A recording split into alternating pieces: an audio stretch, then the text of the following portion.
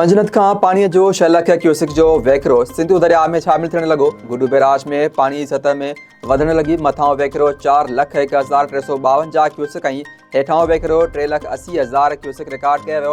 सदर आसिफ ज़रदारी सिंध में बरसातुनि सबबि समूरनि इदारनि खे अलर्ट रहण जी हिदायत करे छॾी। सदर आसिफ ज़रदारी चयो आहे त बरसातुनि सबबि हेठां वारे इलाइक़नि खे ॿुॾण खां बचाइण लाइ कदम खयां वञनि। हब डैम ऐं ॿियनि आबी ज़ख़ीरनि ते नज़र रखी वञे। ज़रूरत पवण ते माण्हुनि जी महफ़ूज़ हंधनि ते मुंतक़िली यकीनी बणाई वञे।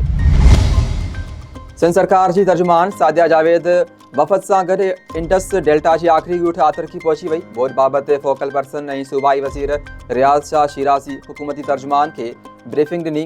सादिया जावेद चयो त बेवकूफ़ माण्हू चवनि था त समुंड में पाणी ज़ाया थिए पियो। मिठे पाणीअ जा वहिकिरा अचण सां डेल्टा जा माण्हू ॾिनल न पर ॾाढा ख़ुशि आहिनि। मुल्तान जे तालके जलालपुर पीरवाला जे ॿुॾण जो ख़तरो।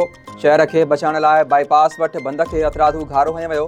माण्हुनि खे महफ़ूज़ हंधि मुंतक़िल करण लाइ वधीक 50 ॿेड़ियूं ऐं थर्मल टेक्नोलॉजी ड्रोन तलब।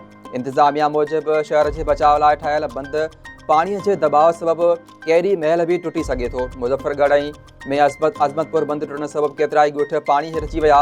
7,000 माण्हुनि जी लॾपलाण जारी। कराची जे मुख़्तलिफ़ इलाइक़नि में किथे हल्की बरसाति त किथे झुड़ाली मौसम। मौसमियात खाते जो चवणु आहे त 11 सेप्टेम्बर ताईं जारी रहंदड़ बरसातुनि सबबि शहरी ॿोॾि जो ख़दशो आहे। लाड़कानो, सखर, खैरपुर, घोड़की, मीरपुर माथेलो, उबावड़ो, डहरकी ऐं ॿियनि इलाइक़नि में बरसातुनि सबबि हेठां वारा इलाइक़ा पाणी हेठि अची विया। सेठारजा में घर जी छित किरी पई, हिकु औरत ज़ख़्मी।